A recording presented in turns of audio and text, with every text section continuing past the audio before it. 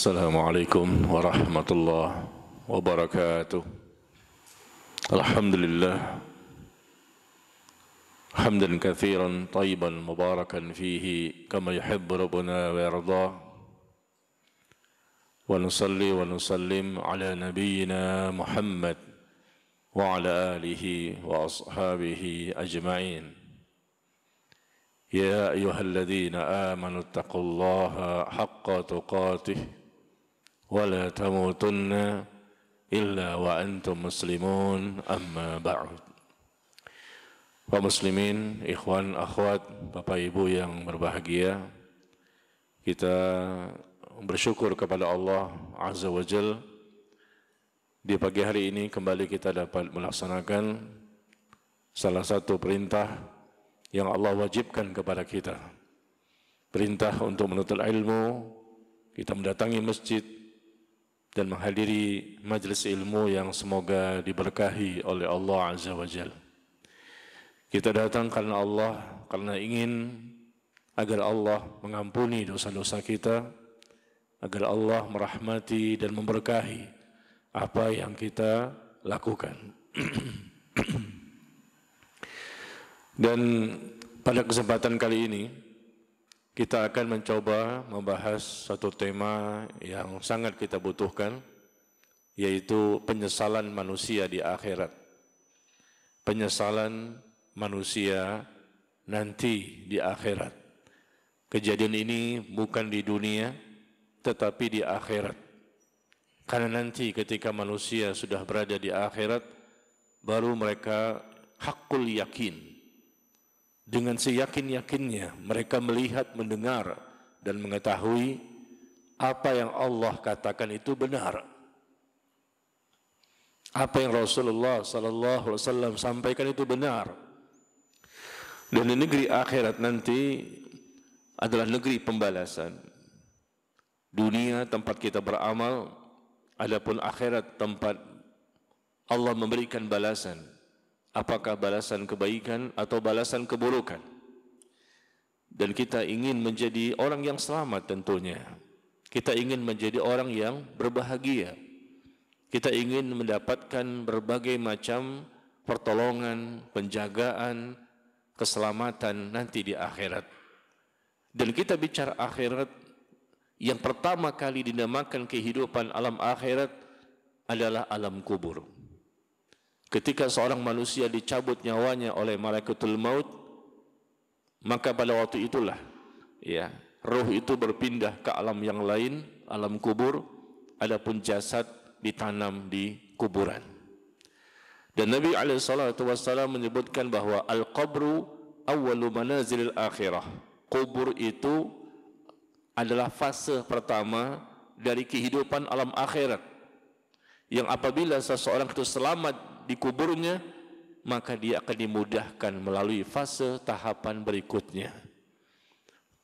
Dan apabila di kuburnya tidak selamat, na'udzubillah, maka dia pun akan berat untuk melalui tahapan fase berikutnya. Kubur ini menentukan nasib kita ke depan. Setelah sekian lama berada di alam kubur, sampai terjadilah hari kiamat, ditiup sangkakala pertama, kemudian sangkakala yang kedua, dan manusia dibangkitkan di padang mahsyar.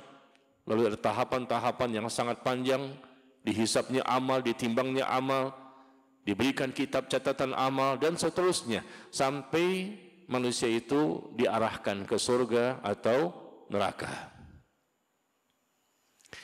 Dan ternyata kita baca di alam Al-Quran maupun hadis, alhamdulillah banyak orang-orang yang diselamatkan oleh Allah dan mereka dimudahkan untuk masuk ke dalam surga. Dan dipastikan siapa mereka? Orang yang bertakwa. Orang bertakwa pasti selamat. Dan Allah katakan demikian dalam Al-Quran, begitu banyak ayat menjelaskan tentang selamatnya orang-orang bertakwa. Pasti. Cuma kita tidak bisa menunjuk kepada siapakah orang-orang itu yang kita lihat dalam kehidupan sehari-hari yang bisa kita pastikan. Tapi mungkin boleh kita perkirakan, ini orang bertakwa, ini orang yang soleh dan soleha. Tetapi ada manusia yang Allah langsung berikan rekomendasi dan Allah katakan merekalah orang-orang bertakwa yang pasti selamat dan tentunya tidak akan mengalami penyesalan. Karena mereka bahagia, bahagia, bahagia, mudah, mudah dan mudah. Orang bertakwa ini adalah orang yang paling beruntung, orang yang paling Allah cintai. Allah ampuni dosanya, Allah rahmati. Ternyata ada informasi siapa orang bertakwa tersebut yang sudah jelas-jelas bertakwa.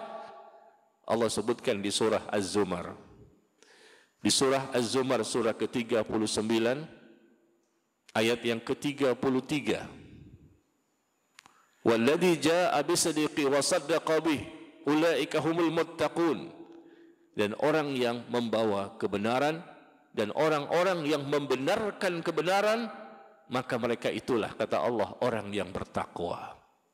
Kata para ulama ketika menafsirkan ayat ini, orang yang membawa kebenaran yaitu Rasulullah sallallahu alaihi wasallam, dan orang yang membenarkan kebenaran adalah para sahabatnya.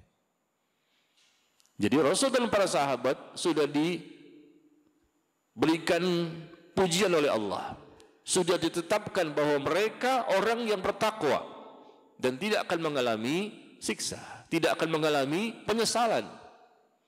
Mereka pasti diselamatkan karena orang bertakwa itu orang yang benar imannya, ilmunya, amalnya. Dan orang yang bertakwa itu pasti benar akidahnya, ibadahnya, akhlaknya. Orang bertakwa bukan berarti tidak memiliki dosa, tapi dosa mereka sedikit plus lebih banyak dibandingkan minus. Ya. Jadi jamaah sekalian berbahagia, kita akan fokus kepada pembahasan penyesalan manusia di akhirat. Ternyata mereka tidak bertakwa. Kalau tidak bertakwa, akhirnya mereka tidak mendapatkan keselamatan, tidak mendapatkan perlindungan, penjagaan dari Allah Azza wa Jalla. Karena orang bertakwa sajalah yang diselamatkan. Dan Allah sebutkan itu dalam surah Maryam. Di surah Maryam ayat ke-70 dan 71, 72, ya. Bisa kita baca 71, 72. Allah menjelaskan bahwa wa in minkum illa wariduha kana 'ala rabbika hatman maqdiyah. Tidak seorang pun di antara kalian melainkan akan mendatangi neraka. Dan ini merupakan ketentuan yang sudah Allah tetapkan. Semua manusia akan mendatangi neraka. Maksudnya ketika melewati sirat. Ini bagi ya orang-orang beriman dan orang-orang munafik. Adapun orang kafir tidak sampai ke sirat. Ya, mereka sudah diazab sebelumnya. Wa in minkum illa wariduha, tidak seorang pun di antara kalian melainkan mereka akan mendatangi neraka. Dan ini merupakan ketentuan yang sudah Allah tetapkan. Tsumma nunajjil ladzina taqaw, kemudian kami selamatkan orang yang bertakwa. Wa nadhuruz zalimina fiha jithiyah, dan kami biarkan orang-orang yang zalim berada di neraka dalam kondisi berlutut. Lihat kalimatnya, tsumma nunajjil ladzina taqaw, kemudian kami selamatkan orang bertakwa. Yang selamat ini tentunya tidak akan menyesal. Tidak ada penyesalan karena mereka memang sudah ada persiapan bekal yang sangat banyak dalam hidup di dunianya. Subhanallah. Begitu juga di surah Az-Zumar surah ke-39-nya. Di ayat ke-50-annya itu disebutkan tentang Allah selamatkan juga orang-orang bertakwa disebabkan kemenangan mereka. Jadi orang yang tidak menyesal adalah orang-orang yang bertakwa. Adapun siapa orang yang merasakan penyesalan nanti pada hari akhirat, pada hari yang sangat berat, yang pada waktu itu tidak bermanfaat harta dan anak-anak, kecuali orang yang datang kepada Allah dengan membawa hati yang bersih. Itu bermanfaat. Hati yang bersih menyebabkan amaliyahnya benar, akidahnya benar, ibadahnya benar, akhlaknya benar. Islam agama hati. Dan hari penyesalan ini terjadi. Dan Allah sebutkan di surah Maryam, penyesalan yang akan terjadi pada umumnya manusia, Orang bertakwa, mereka berbahagia, tapi selain orang bertakwa, lebih banyak. Karena orang bertakwa sangat sedikit. Terjadilah hari penyesalan. Allah sebutkan di surah Maryam, wa anzirhum yaumal hasrah idh qudiyal amr wa hum fi ghaflatin wa hum la yu'minun. Di surah Maryam ayat ke-39 Allah sebutkan, dan berilah peringatan kepada mereka tentang hari penyesalan. Rasul selama di dunia pada waktu itu diperintah oleh Allah untuk menyampaikan kepada umat manusia bahwa nanti ada hari penyesalan. Yang itu kita katakan tadi tidak dialami oleh orang-orang bertakwa. Berikan peringatan, sampaikan lagi, ingatkan lagi, nasihati lagi, dakwah lagi kepada manusia tentang adanya hari penyesalan nanti di akhirat. Yaitu pada waktu ketika itu segala perkara telah diputus, lalu mereka dalam kelalaian dan mereka juga tidak beriman. Nah, ada kalimat berikan mereka peringatan tentang hari penyesalan. Berarti ada itu hari ketika mereka menyesal. Siapa mereka orang-orang yang mengalami penyesalan nanti di akhirat? Nah, ini yang kita ingin bahas. Karena kita ingin, jangan sampai kita termasuk orang-orang yang menyesal, jamaah sekalian. Kita semua ingin mendapat ampunan Allah. Kita semua ingin mendapatkan rahmat Allah. Kita ingin mendapatkan kebaikan dari Allah dunia dan akhirat. Tapi kata Allah, berikan peringatan kepada mereka tentang hari penyesalan yang pasti terjadi. Bagi siapa ini? Orang yang mengalami hari penyesalan. Penyesalan demi penyesalan yang tidak bermanfaat dan tidak berguna kalau sudah berada di alam akhirat. Di dunia kita bisa menyesal, kita menangis, meneteskan air mata, kita bertaubat atas dosa-dosa yang kita lakukan selama di dunia. Masih ada kesempatan. Roh belum dicabut oleh malaikatul maut. Kita bisa berubah, kita bisa berhijrah, kita bisa bertaubat, kita kembali kepada Al-Quran dan sunnah Nabi Sallallahu Alaihi Wasallam. Masih ada kesempatan. Tapi penyesalan yang dimaksud di ayat ini, di surah Maryam ayat ke-39, tentunya penyesalan yang terjadi nanti di akhirat. Dan yang pertama kali fase ketika manusia menyesal, yaitu ketika berada di alam kubur. Penyesalan lagi ketika dibangkitkan di padang mahsyar. Penyesalan lagi nanti ketika dihisapnya amal, ditimbangnya amal. Penyesalan lagi ketika mereka tidak boleh untuk minum air dari telaga Al-Kautsar. Penyesalan lagi ketika mereka melewati sirat. Penyesalan demi penyesalan. Peristiwa ini terjadi dan Allah sebutkan dalam Al-Quran. Nah, ini kita ingin bahas, ya, supaya kita tergugah dan termotivasi untuk menjadi lebih baik, jamaah sekalian. Hidup singkat, amal sedikit, dosa banyak, dan mati pasti. Sedangkan siksa kubur menanti. Ya. Coba kita lihat beberapa yang kita akan sebutkan pada pertemuan kali ini. Kurang lebih ada 10 ya. 10 kriteria orang-orang yang mengalami penyesalan nanti di akhirat. Kita pelajari ini agar kita tidak termasuk 10 golongan manusia ini. Yang pertama, orang kafir. Dipastikan orang kafir itu akan mengalami penyesalan nanti di akhirat. Meskipun orang kafir itu nanti ya ingin menebus dosa-dosa mereka dengan emas sebesar sepenuh bumi.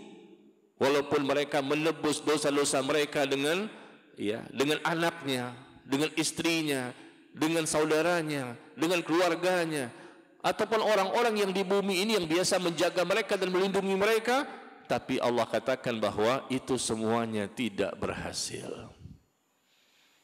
Barangkali di dunia mereka punya harta, mereka punya kenalan, mereka punya kekuatan, mereka punya kesuksesan, kenikmatan dan lain-lain. Mungkin mereka bisa terselamatkan. Tapi jika Allah berkehendak, mereka pun juga tidak bisa selamat. Tapi terkadang Allah memang berikan mereka tenggang waktu tempo, tidak langsung diazab. Tapi nanti di akhirat mereka ingin menebus dosa-dosa mereka. Yang penting bisa selamat. Bagaimana caranya? Ditebus dengan anaknya, dengan istrinya, dengan keluarganya, dengan hartanya dan lain-lain. Tidak bermanfaat. Karena mereka pasti akan mengalami penyesalan. Wa qalu law kunna nasma'u aw naqilu ma kunna fi ashabis sa'ir. Di surah Al-Mulk yang sering kita baca, di surah Al-Mulk Allah jelaskan dan mereka berkata, Al-Mulk ayat yang ke-10. Dan mereka berkata, sekiranya dahulu kami mendengarkan dan mau memikirkan tentang peringatan-peringatan tentang hari penyesalan. Seandainya kami dahulu, ini menyesal. Seandainya kami dahulu mau mendengarkan dakwah, mau mendengarkan nasihat, mau mendengarkan dan memikirkan tentang kebenaran Islam, tentang benarnya Allah dan Rasul sallallahu alaihi wasallam, tentu kami tidak termasuk penghuni neraka yang menyala-nyala. Apakah bermanfaat? Ini kejadiannya tentunya setelah kematian. Lau kunna nasma'u aw naqil. Seandainya kami ini dulunya waktu di dunia mau mendengarkan dan memikirkan. Ini membuktikan bahwa orang kafir selama di dunia yang memang dia tidak berhak untuk mendapatkan hidayah sampai mati tetap kafir, termasuk orang yang keras hatinya, tidak mau ngeyel, membantah, mengingkari, kufur dan mendustakan Allah dan Rasul sallallahu alaihi wasallam. Allah murka dan marah kepada mereka karena mereka hamba Allah yang Allah ciptakan untuk taat, untuk beribadah, tidak mau. Penyesalan, apa kata mereka? Seandainya dahulu di dunia kami mendengarkan dan memikirkan. Memikirkan tentang apa? Memikirkan tentang peringatan dan dakwah dan nasihat yang sudah sampai kepada mereka, tapi mereka tidak mau menerimanya. Ya, sekiranya kami mendengarkan dan memikirkan, tentu kami enggak termasuk orang-orang yang menjadi penghuni neraka yang menyala-nyala. Tapi itu semua sudah terlambat. Terlambat. Inna anzarnakum adzaban qariba. Yauma yanzurul mar'u ma qaddamat yadah wa yaqulul kafir ya laitani kuntu turaba. Terlambat. Allah sebutkan di surah An-Naba bahwa sesungguhnya kami telah memperingatkan kepadamu, sekarang baru menyesal. Sesungguhnya kami telah memperingatkan kepadamu, inna anzarnakum azaban qariba, kami telah memperingatkan kepadamu, hai orang-orang kafir, tentang siksa yang amat dekat, yang nanti kamu akan dapatkan itu. Pada hari ketika manusia melihat apa yang telah diperbuat oleh kedua tangannya, dan pada waktu itulah kata Allah, orang kafir akan berkata, ya laitani kuntu turaba, alangkah baiknya sekiranya dahulu kami jadi tanah saja, tidak menjadi manusia, langsung jadi tanah, sehingga berat untuk mengalami peristiwa yang sangat dahsyat dan menakutkan.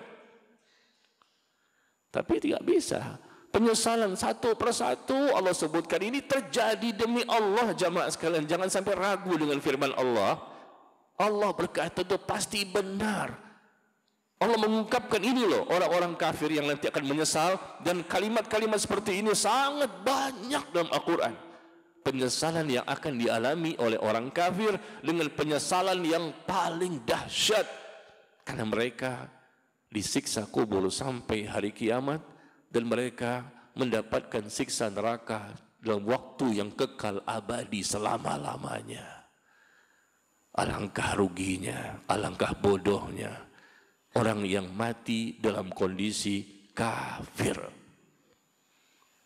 Pasti mereka menyesal, meskipun di dunia mungkin mereka kaya, sehat, sukses dunia dan lain-lain. Tapi jangan kita tertipu dengan apa yang mereka miliki. Meskipun mereka raja dan ratu dengan emas yang begitu banyak, harta berlimpah, mati pasti mendapatkan siksa dari para malaikat yang Allah perintahkan untuk menyiksa mereka.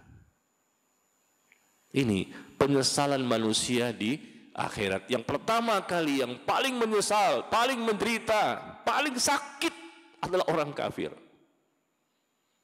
Maka kita jangan tertipu dengan apa yang mereka miliki. Wala yaghurraka taqallubul ladzina kafaru fil bilad mata'un qalil thumma ma'wahum jahannam wa bi'sal mihad.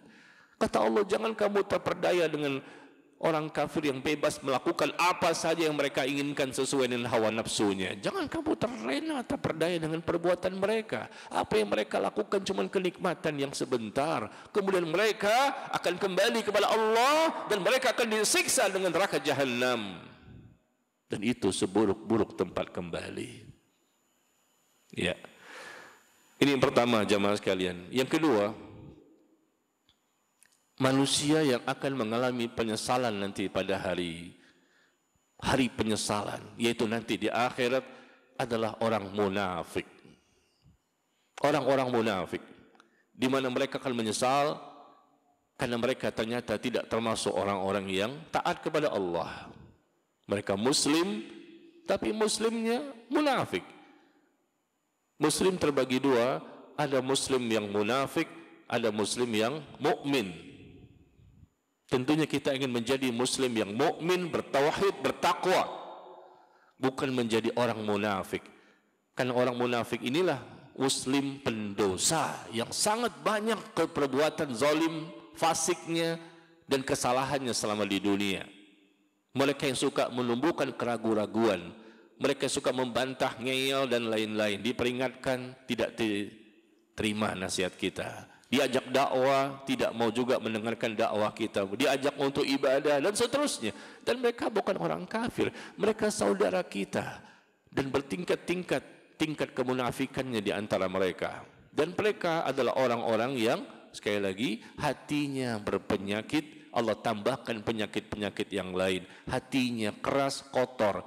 Keras seperti batu, bahkan lebih keras dibandingkan batu. Yang akhirnya lama-lama menjadi hati yang mati, yaitu qalbun mayyit, hati yang mati.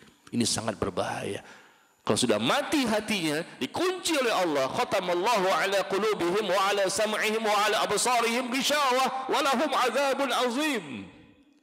Allah kunci mati hati seseorang, tidak lagi bisa mengetahui kebenaran. Jadilah dia orang kafir. Karena tingkat kemunafikannya sangat parah. Akhirnya Allah biarkan dia menjadi murtad dan menjadi kafir. Tapi ada juga muslim munafik yang tidak sampai keluar dari Islam, tapi sifat, karakter, tabiat, perangai, kepribadian dia munafik. Kalau berbicara suka berbohong, kalau janji suka ingkar janji, kalau dikasih amanah suka berkhianat dan lain-lain. Nah, Allah sebutkan di surah Az-Zumar. Di surah Az-Zumar ayat ke-56. Ketika di ayat ke-53-nya, kita baca 53, 54, 55 dan 56. Ya, mulai 53, surah Az-Zumar. Allah berfirman, "Qul ya ibadiyalladzina asrafu ala anfusihim la taqnatu min rahmatillah. Innallaha yaghfirudz dzunuba jami'a innahu huwal ghafurur rahim." Katakanlah, wahai hamba-hambaku yang telah melampaui batas, jangan kamu putus asa dari rahmat Allah. Katakan kepada mereka, wahai hamba-hambaku yang telah melampaui batas, mereka menjadi muslim munafik, banyak kezaliman, kefasikan, kemungkaran yang mereka lakukan selama hidup di dunia. Dan mereka ingin bertaubat, tapi merasa kayaknya nggak mungkin deh, karena banyak dosa yang sudah saya lakukan. Jangan berputus asa dari rahmat Allah. Sesungguhnya Allah itu mengampuni semua dosa-dosa. Kalau kamu betul-betul bertaubat, Allah pasti terima taubatmu. Karena Allah itu maha pengampun, Allah maha penyayang. Masih terbuka peluang. Ini muslim yang banyak dosanya.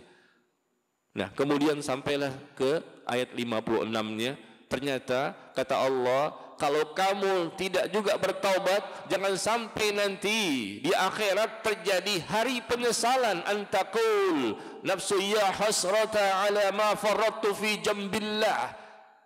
Jangan sampai menyesal nanti di akhirat dengan mengatakan, alangkah besar penyesalanku atas kelalaianku dalam menunaikan kewajiban terhadap Allah. Menyesal, penyesalan itu Allah sebutkan. Hai, cepat bertaubat. Anda muslim, Anda bukan kafir, tapi jangan menjadi muslim munafik. Yang disebutkan, alangkah besar penyesalanku atas kelalaianku selama di dunia, tidak melakukan kewajiban-kewajiban yang Allah perintahkan kepada aku. disuruh sholat tidak mau, tutup aurat tidak mau, ngaji pun tidak mau, untuk kembali kepada cara beragama yang benar, yang Allah dan Rasulnya ajarkan pun tidak mau. Mau jadi apa Anda ini?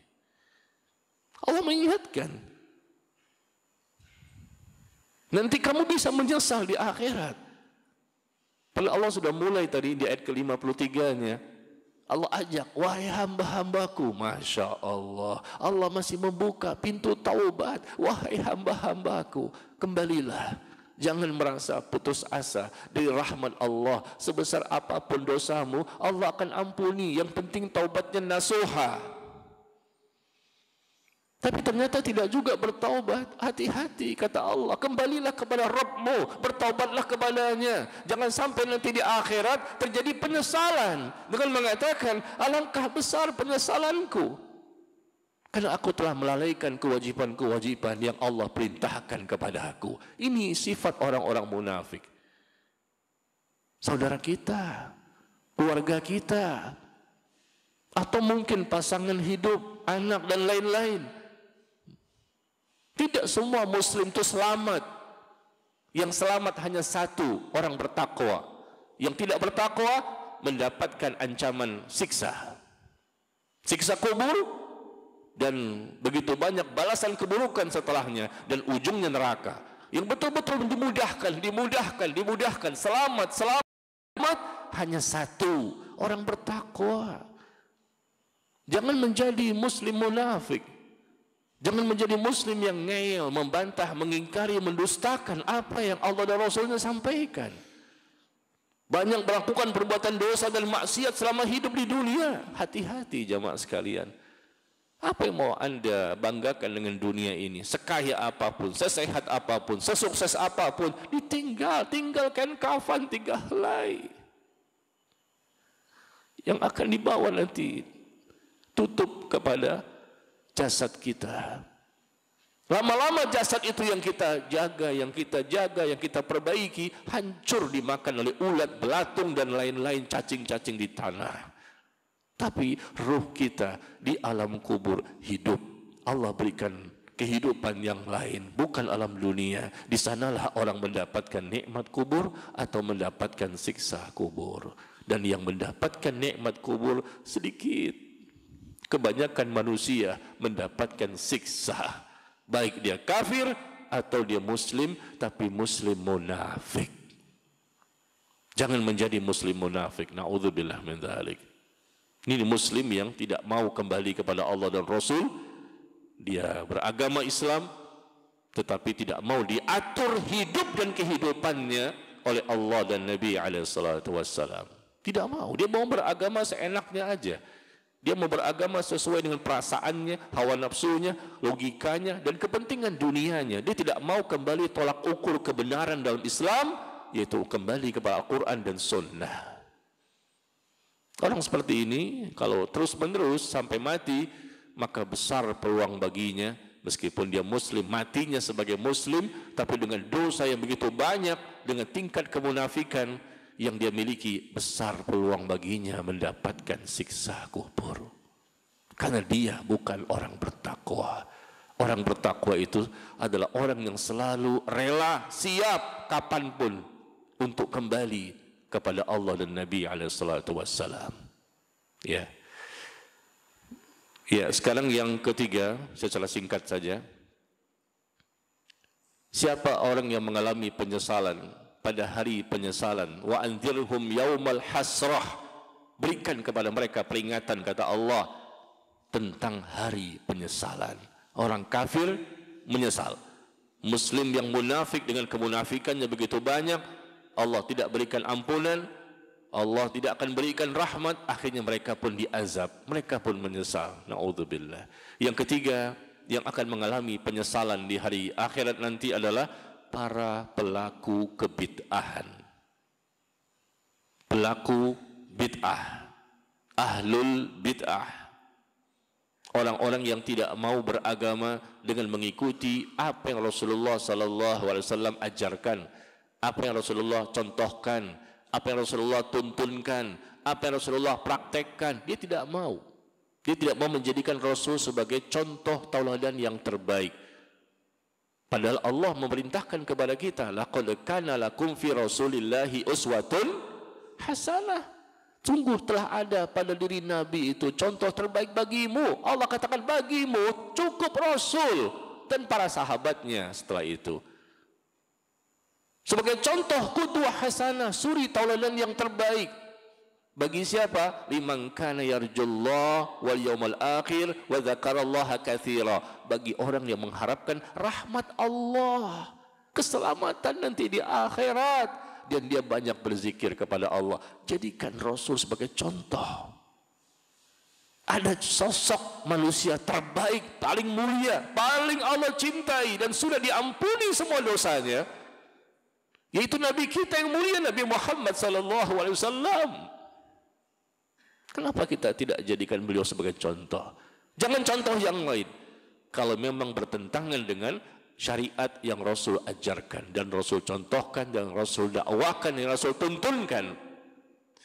Dan Allah menyandarkan ayat ini, sungguh telah ada pada diri Nabi itu contoh terbaik. Bagi siapa? Bagi orang yang mengharapkan rahmat Allah. Untuk masuk surga butuh rahmat Allah. Nah, bagi orang yang ingin mendapatkan rahmat Allah supaya bisa masuk surga, jadikan beliau sebagai contoh. Dan bagi orang yang menginginkan keselamatan di akhirat, liman kana yarjullah wal yawmal akhir, dan mengharapkan keselamatan nanti di akhirat, selamat dia, bahagia dia, tidak menyesal, jadikan Rasul sebagai contoh. Jangan mengada-ngada syariat, jangan membuat-buat syariat yang baru. Karena Islam satu-satunya agama yang ada di muka bumi ini yang sudah sempurna dan telah disempurnakan oleh Allah sebagai pencipta langit dan bumi, pemilik dunia dan akhirat. Sudah sempurna. Ma baqiya syai'un yuqarribu minal jannah wa yuba'idu ilan nar illa wa qad buyyina lakum. Tidak tersisa sedikit pun, kata Nabi sallallahu alaihi wasallam, amal yang dapat mendekatkan kamu ke surga dan amal yang dapat menjauhkan kamu dari neraka, melainkan semua, kata Nabi, sudah aku jelaskan, tinggal kita mengamalkan saja. Nah, kita lihat penyesalan para pelaku bid'ah ini. Bid'ah ini artinya sesuatu yang menyelisihi sunnah, menyelisihi ajaran Rasul. Bisa kita lihat di surah Al-Furqan. Di surah Al-Furqan, surah ke-25, ayat yang ke-27. Wa yawma ya'uddu zalim ala yadayhi yaqul ya laitani ittakhadtu ma'ar rasul sabila. Dan ingatlah, kata Allah, pada hari ketika orang-orang zalim menggigit kedua tangannya.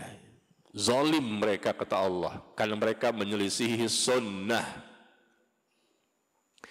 Ingatlah pada hari ketika orang-orang zalim menggigit kedua tangannya, yaitu mereka menyesali perbuatannya. Allah tunjukkan ekspresi penyesalan, yaitu mereka menggigit kedua tangannya.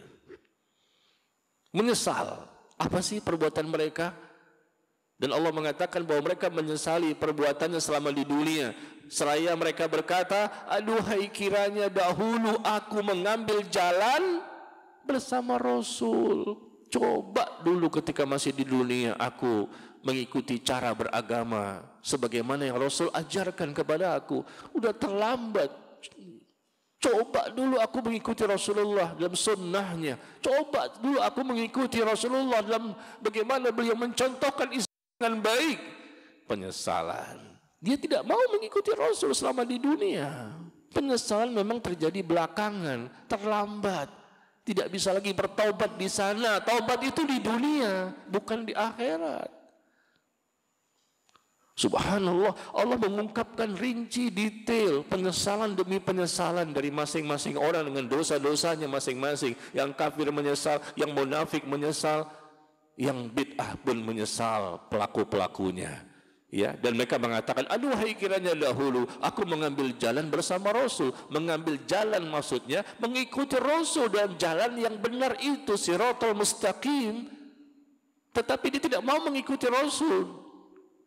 Ada kaum muslimin yang memang mereka jauh dari agama, tapi ada kaum muslimin yang dekat kepada agama. Tapi ketika mereka pun dekat kepada agama, mereka tidak mau, ketika dekatnya mereka ke agama, tidak mau mengikuti jalan bersama Rasul sallallahu alaihi wasallam yang sudah jelas, terang, dan Allah perintahkan untuk diikuti.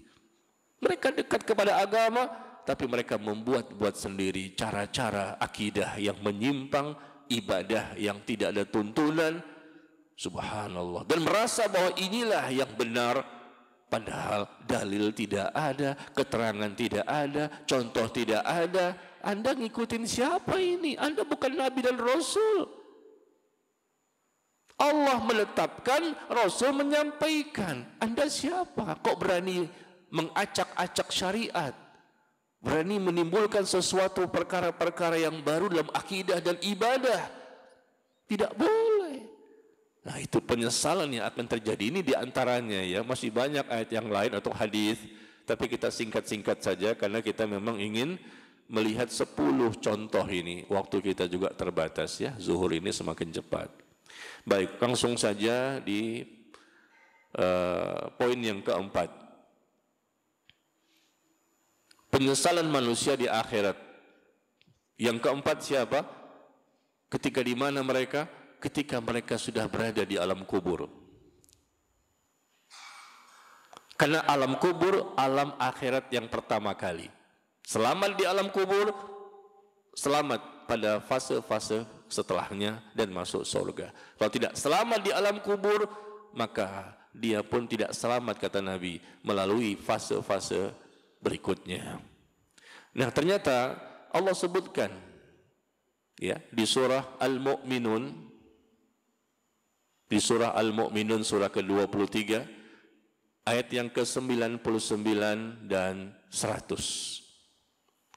Surah ke-23 surah Al-Mu'minun ayat ke-99 dan 100. Hatta idza jaa ahdahumul maut qala rabbirji'un la'alli a'malu salihan fima taraktu kalla innaha kalimatun huwa qailuha wa min waraihim barzakhun ila yaumi yub'atsun.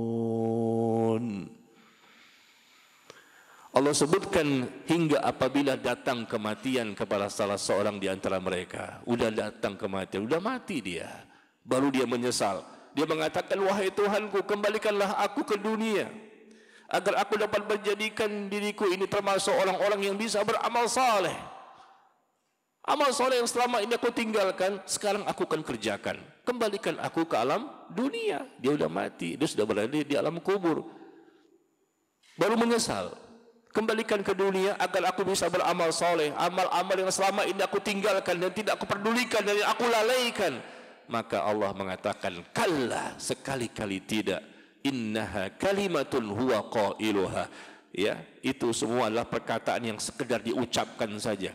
Sebetulnya mereka tidak punya keinginan yang kuat untuk beramal saleh. Allah tahu zahir dan batinnya manusia, dan di hadapan mereka ada barzakh, ada dinding pemisah antara alam dunia dan alam akhirat, dan mereka tetap berada di alam kubur sampai mereka dibangkitkan nanti pada hari kiamat. Di ayat ini kita bisa mendapatkan pelajaran bahwa ada orang yang menyesal setelah berada di alam kubur. Apa kata mereka? Wahai Tuhanku, kembalikan aku ke dunia agar aku bisa beramal saleh, amal yang selama ini aku tinggalkan. Ya, dan ini kapan diucapkan? Hatta idza jaa ahadahumul maut qala rabbirji'un. Hingga apabila datang kematian kepada salah seorang di antara mereka, berarti mereka sudah mati. Baru ngomong seperti ini, adanya penyesalan. Tidak bermanfaat, jamaah sekalian. Siapakah orang yang berbicara seperti ini ketika berbicara di alam kubur, penyesalan, minta dikembalikan ke alam dunia?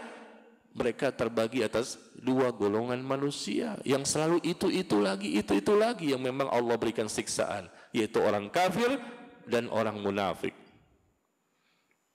Rasul menjelaskan dalam semua hadis yang berkaitan tentang peristiwa siksa kubur, selalu Rasul menyebutkan, ya, kalau tidak orang kafir, orang munafik, orang kafir, orang munafik. Ini dua golongan manusia yang mendapatkan siksa kubur.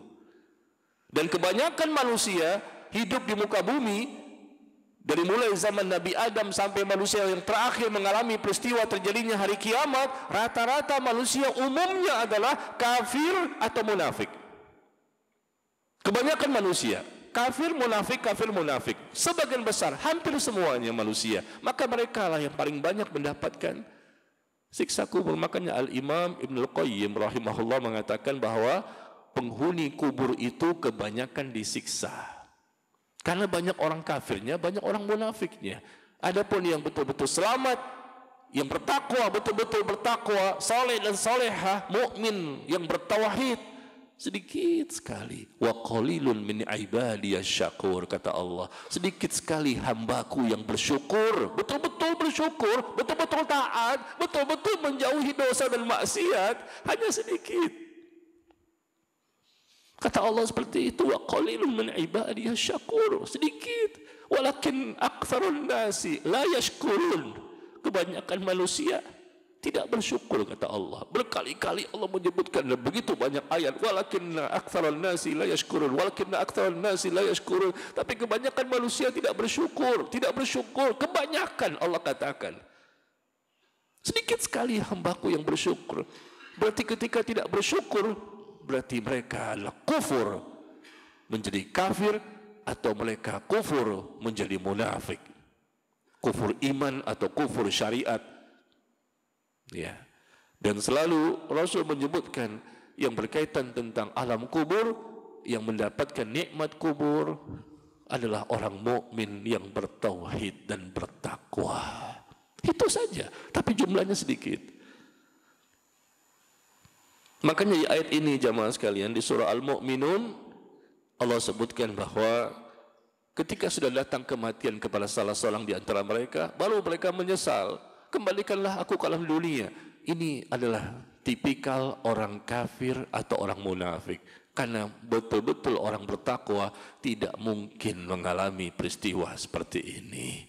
Begitu dicabut nyawanya oleh malaikatul maut, berpindahlah ruh ke alam kubur, langsung mereka mendapatkan nikmat kubur. Ya Allah. Langsung mereka mendapatkan nikmat kubur.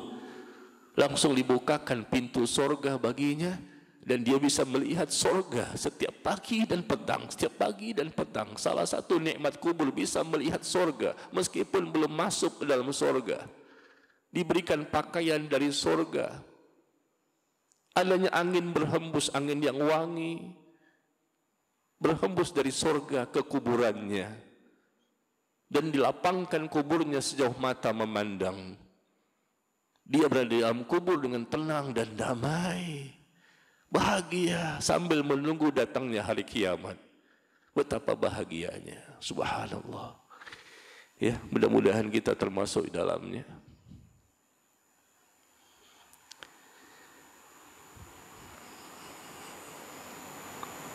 Yang kelima jamaah sekalian,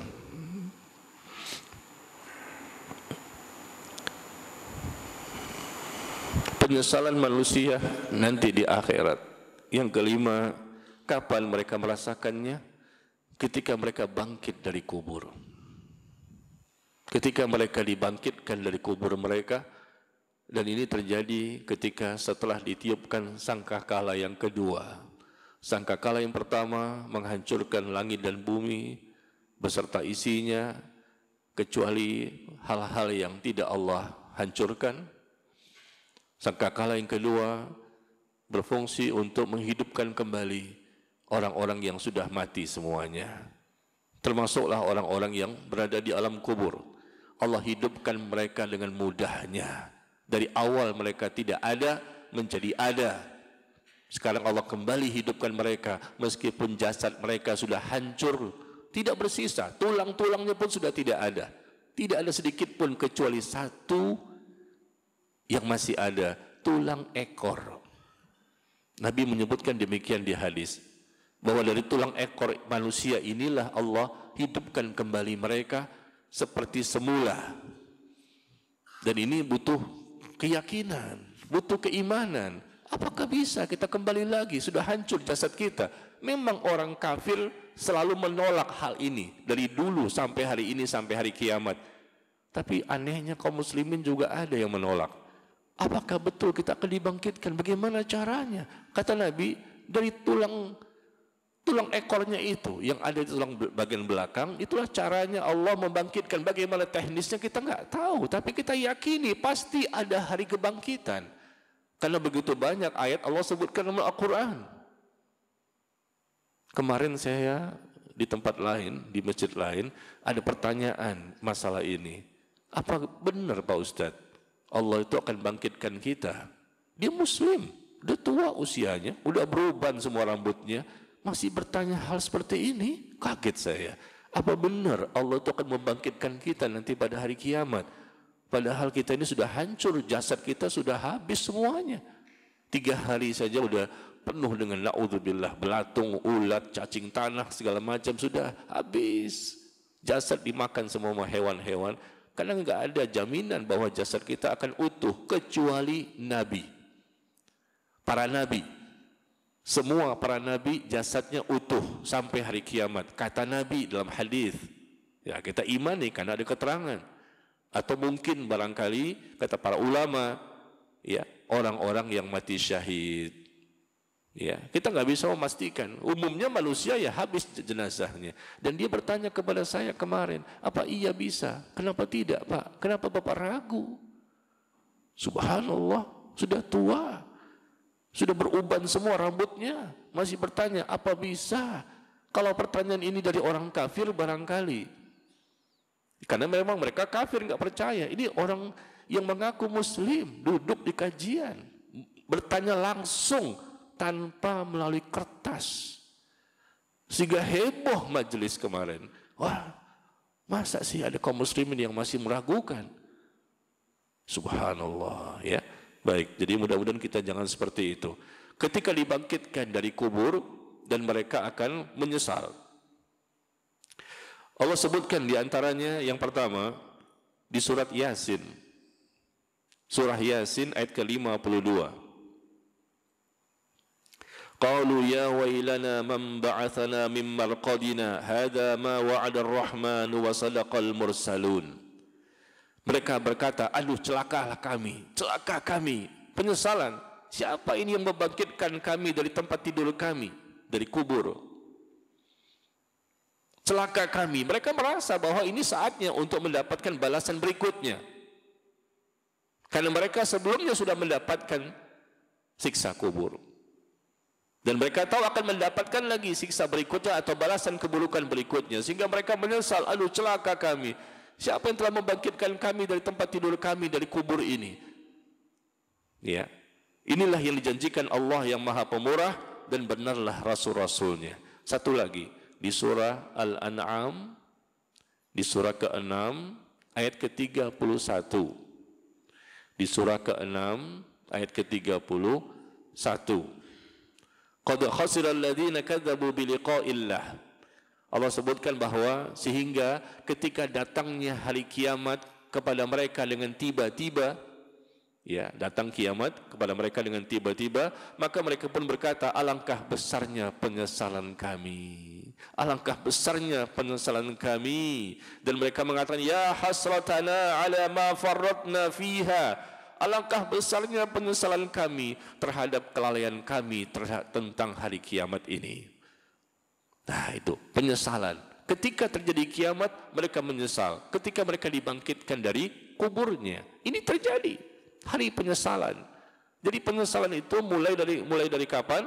Dari ketika mereka sudah berada di alam kubur. Mulai ada penyesalan-penyesalan. Allah gambarkan dalam Al-Quran. Ini loh, ketika dibangkitkan mulai penyesalan. Kapan lagi ada penyesalan? Nanti berikutnya ketika dihisapnya amal dan seterusnya. Allah sebutkan rinci detail. Ini hari-hari penyesalan ketika mereka sudah berada di akhirat. Ya. Yang keenam, orang-orang yang menyesal nanti di akhirat, yang keenam adalah mereka yang berteman dengan teman yang buruk. menjadikan kawannya sebagai sohibnya, teman akrabnya, teman terdekatnya, padahal temannya inilah yang akan menjadikan mereka menyesal nanti di akhirat, sebagaimana Allah sebutkan di surah Al-Furqan. Di surah Al-Furqan surah ke-25 ayat yang ke-27 dan 28.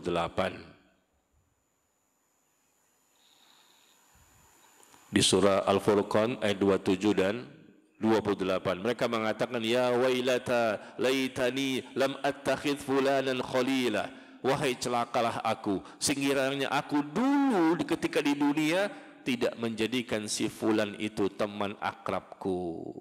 Menyesal dia, ya, sekiranya dulu, coba dulu aku tidak menjadikan dia sebagai teman akrabku. Menyesal, wahai celakalah aku, sungguh dia telah menyesatkan aku dari peringatan Al-Quran. Ketika Al-Quran sampai kepada aku, dia menyesatkanku. Datang lagi nasihat, datang lagi dakwah, ada lagi teman, udah nggak usah denger. Itu bohong semuanya itu. Jangan terlalu ekstrim, jangan jadi orang radikal, jangan jadi orang yang keras. Menjadi Islam biasa-biasa aja lah. Yang penting sholat, itu pun kalau sholat.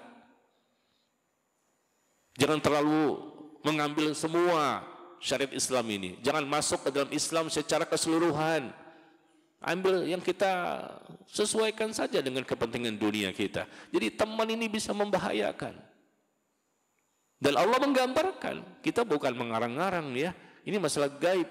Kita sama-sama nggak tahu. Kita sama-sama menukil saja apa kata Allah, apa kata Rasul. Ternyata faktor teman ini bisa menjadikan orang itu menyesal di hari penyesalan. Sekiranya aku tidak menjadikan si fulan itu dulu waktu di dunia sebagai teman akrabku, sungguh dia telah menyesatkan aku dari peringatan, yaitu Al-Quran. Ketika Al-Quran sampai kepada aku, berarti dia ini orang yang sudah sampai dakwah. Nasihati dengan lemah lembut, ya, dikasih dalilnya, dikasih artikelnya, dikasih bukunya. Yuk kita ngaji, yuk kita taklim, ayo kita berangkat ke masjid, kita sholat dari subuh sampai isya ke masjid.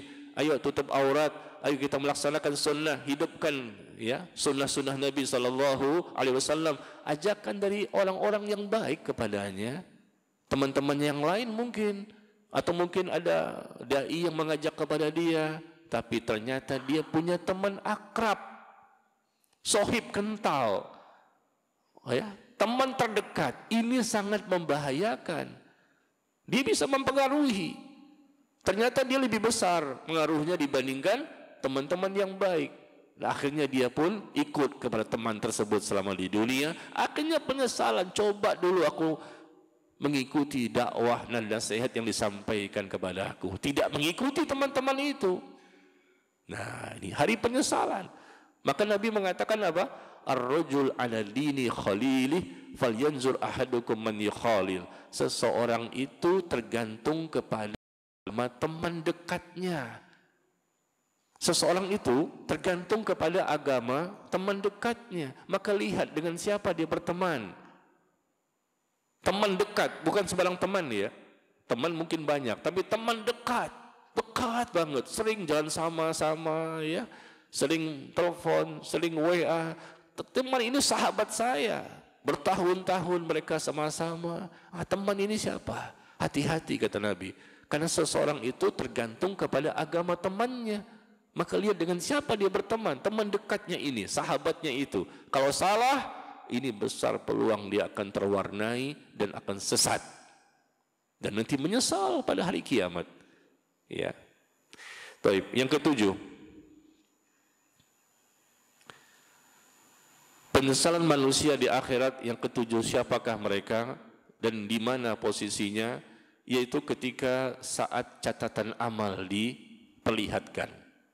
Buku catatan amal, amal kebaikan dan amal keburukan dicatat oleh para malaikat. Apapun yang kita lakukan selama di dunia dicatat, dicatat. Apa yang kita ucapkan, ma yalfizu min qaulin illa ladaihi raqibun atid. Idh yatalaqqal mutalaqqiyani 'anil yamini wa 'anil shimali qa'id. Ingatlah, ada dua malaikat yang bertugas untuk mengawasi kita. Yang satu duduk sebelah kanan, yang satu duduk sebelah kiri. tugasnya mencatat dan mengawasi. Dan apapun yang kita ucapkan semuanya dicatat oleh mereka. Dan catatan tersebut ya ditutup ketika kita sudah meninggal dunia dan akan diperlihatkan ketika proses adanya hisab.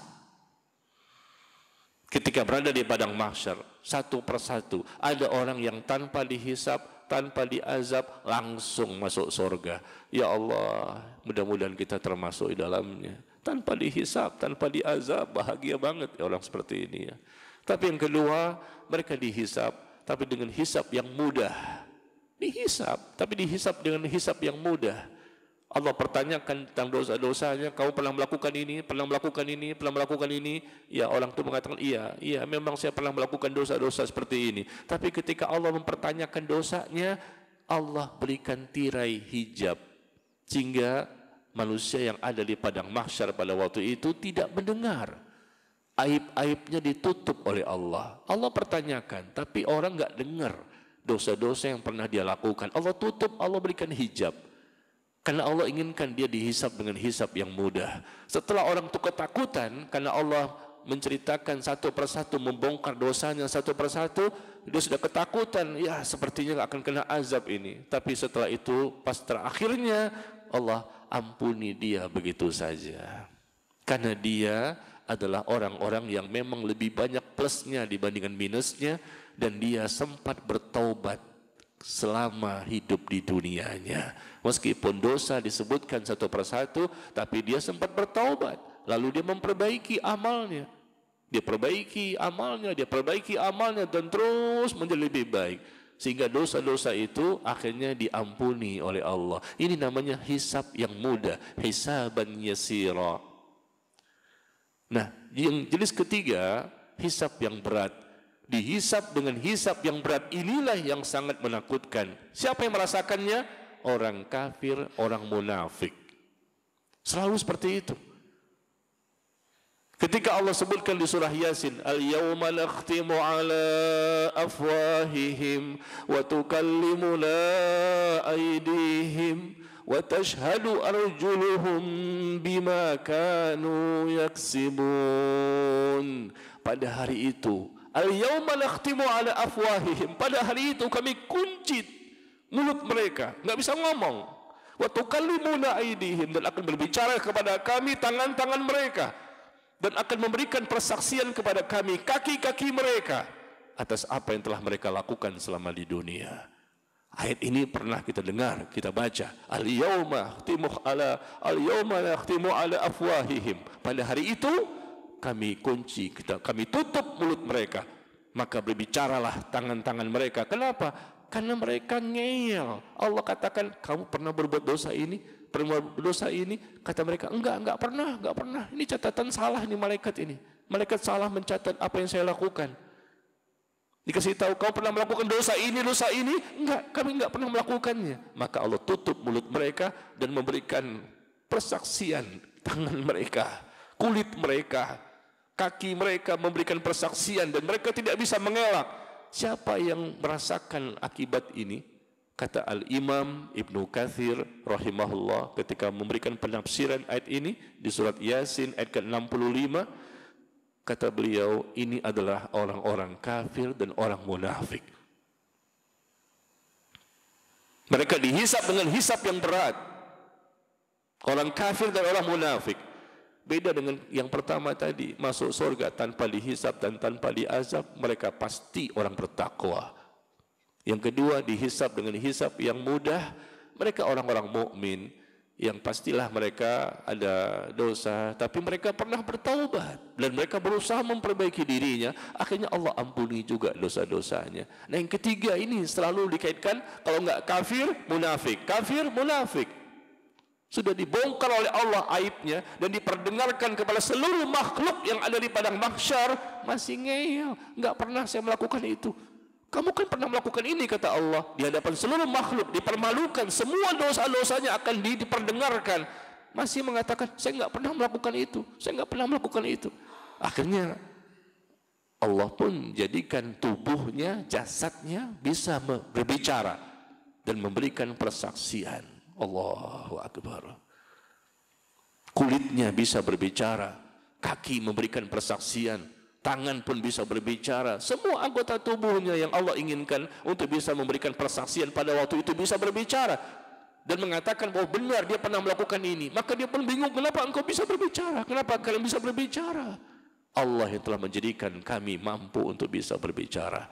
Kata Al-Imam Ibnu Katsir, ini orang kafir, orang munafik. Mereka menyesal, mereka bingung, kenapa kamu bisa berbicara seperti ini? Dan pada waktu itulah Allah sebutkan wa wudi'al kitab, dan diletakkanlah kitab catatan amal. Wa wudi'al kitab, diletakkanlah kitab buku catatan amal. Fataral mujrimina musyfiqina mimma fihi, pada waktu itu engkau akan melihat orang-orang yang banyak dosanya merasa ketakutan terhadap apa yang tertulis dalam kitabnya. Ada orang yang diberikan kitab dari tangan kanan, dia berbahagia. Tapi ada orang yang mendapatkan kitab catatan amal dari tangan kiri atau dari arah belakang. Mereka lah orang-orang yang akan mendapatkan kecelakaan. Dari tangan kiri mereka menerima, dan dari arah belakang mereka menerima, dan mereka akan mendapatkan kecelakaan akibat perbuatan mereka. Lalu mereka mengatakan, wa yaqulun ya wailana, ya, betapa celakanya kami, kitab apakah ini? Wa yaqulun, mereka berkata, kitab apa ini? Yang tidak meninggalkan dosa yang kecil maupun yang besar, melainkan semuanya tercantum dalam kitab tersebut. Wa wajadu ma 'amilu hadira wa la yazlimu rabbuka ahada. Allah tidak pernah zalim kepada siapapun. Semuanya tertulis, tercatat, dan mereka semua dapati apa yang telah mereka kerjakan tertulis. Di surah Al-Kahfi surah ke-18 ayat yang ke-49. Bentuk penyesalan. Al-Kahfi ayat ke-49. Allah jelaskan bentuk penyesalan ketika berada pada tempat di padang mahsyar saat proses dihisapnya amal. Ya wailatana ma li hadzal kitab la yughadiru saghiratan wala kabiratan illa ahsaha. Mereka mengatakan, aduh celaka kami, kitab apa ini yang tidak meninggalkan dosa kecil tercatat, dosa besar tercatat. Mereka menyesal dan mereka ketakutan pada waktu itu karena mereka kafir dan munafik. Ini masalahnya jamaah sekalian. Maka jangan pernah kita menjadi orang kafir sampai mati, dan jangan sampai kita menjadi orang munafik sampai mati. Ini peluang yang sangat besar terjadi nanti pada hari penyesalan. Tapi kalau kita mati dalam kondisi menjadi orang bertakwa, menjadi orang yang saleh dan salehah, mati dalam kondisi iman kita percaya, yakin kepada Allah, tidak buruk sangka, akidah kita benar, ibadah kita benar, akhlak kita benar, senantiasa kita istighfar, minta ampun, bertaubat, istighfar lagi, minta ampun lagi, dosa lagi, istighfar lagi, minta ampun. Sebab perubahan-perubahan kita lakukan sampai mati, mati-matian, habis-habisan. InsyaAllah Allah selamatkan kita. Marilah kita berusaha keras, jangan malas. Kita jangan jadikan dunia sebagai tujuan. Kita bahas tema ini, tema yang sangat berat, karena kita pun nggak tahu bagaimana hasil dari apa yang kita lakukan selama ini. Saya pun cuma tahu teorinya saja. Allah yang menilai, kita tidak tahu bagaimana Allah menilai hambanya. Jangan kita mengikuti kaum muslimin yang tidak paham tentang agamanya. Jangan selamanya kita menjadi orang yang bodoh dan lalai. Lalai itu mewariskan hati yang keras. Hati yang keras menjadikan seseorang itu berbuat dosa terus menerus. Dan dosa akan menjadikan Allah murka kepada kita. Kita bukan malaikat, kita manusia biasa. Pastilah kita pernah berbuat dosa dan dosa lagi. Tetapi Allah inginkan sejauh mana usaha kita, jihad kita, berjihad untuk memperbaiki diri, berjihad untuk memperbaiki amaliyah kita, ilmu kita, dan amal kita.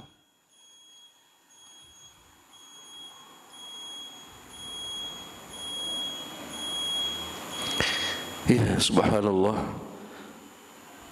Sebetulnya ada 3 lagi nih, baru 7 ya, afwan ya. Mungkin dipercepat saja. Yang ke-8, orang-orang yang akan menyesal nanti pada hari penyesalan di akhirat. Yang ke-8 adalah orang yang berbuat zalim, di mana dia akan dikisos akan kezaliman yang dia lakukan. Dia memiliki beberapa amal yang sudah jelas pahalanya, tetapi kemudian karena dia zalim kepada orang lain, kepada saudaranya, maka nanti di akhirat pahala dari amal ibadah yang sudah dia lakukan kemudian diambil, ya, dipindahkan kepada orang yang pernah dia zalimi. Itu sebagai balasan hukuman.